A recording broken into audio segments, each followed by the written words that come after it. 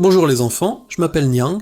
Je viens aujourd'hui vous raconter une histoire vraie, une histoire qui relie la France et l'Afrique. C'est l'histoire d'un projet qui s'appelle Talibé. Je suis né en Afrique, dans un village simple, où beaucoup d'enfants comme moi rêvaient d'apprendre. Notre plus grand désir était d'aller à l'école, d'ouvrir des livres et de découvrir le monde. Mais souvent la réalité était différente. Nous n'avions ni cahier, ni cartable, ni même un simple crayon pour écrire. L'accès à un ordinateur était un rêve lointain. Pourtant, malgré le manque de matériel, une chose ne nous a jamais quittés, cette envie forte de réussir.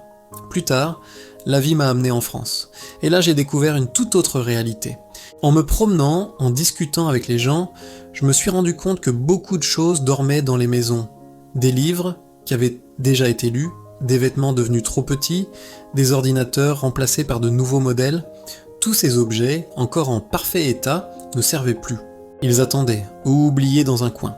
C'est à ce moment-là qu'on a décidé, Cécile, ma femme et moi, d'intervenir. Elle est française, brune, porte des lunettes, et surtout, elle a un cœur immense. Nous nous sommes vite rendus compte que nous partagions la même valeur fondamentale, le désir d'aider ceux qui en ont le plus besoin.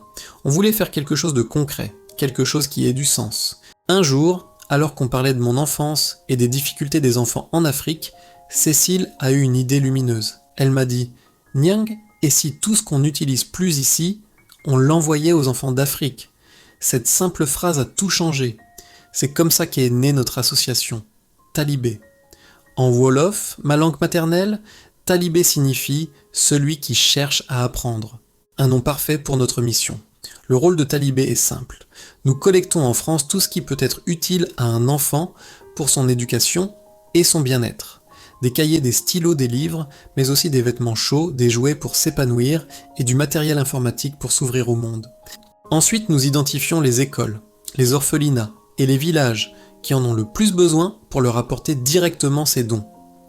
Une fois la collecte terminée, l'aventure commence. Tous vos dons sont soigneusement chargés dans notre fourgon, que l'on a baptisé le Tooncar Trotters. Puis, nous prenons la route pour un long et magnifique voyage.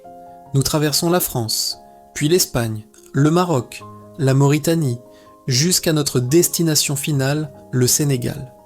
Chaque kilomètre parcouru nous rapproche de notre but, apporter de la joie et des outils pour l'avenir.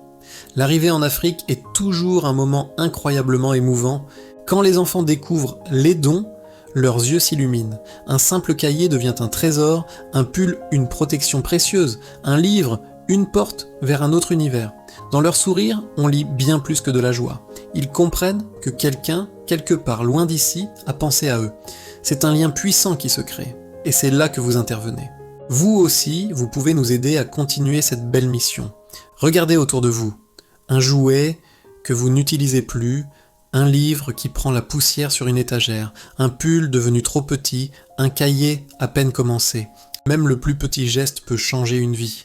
Notre message est simple et nous le portons avec conviction. Tu ne l'utilises plus. Donne-le.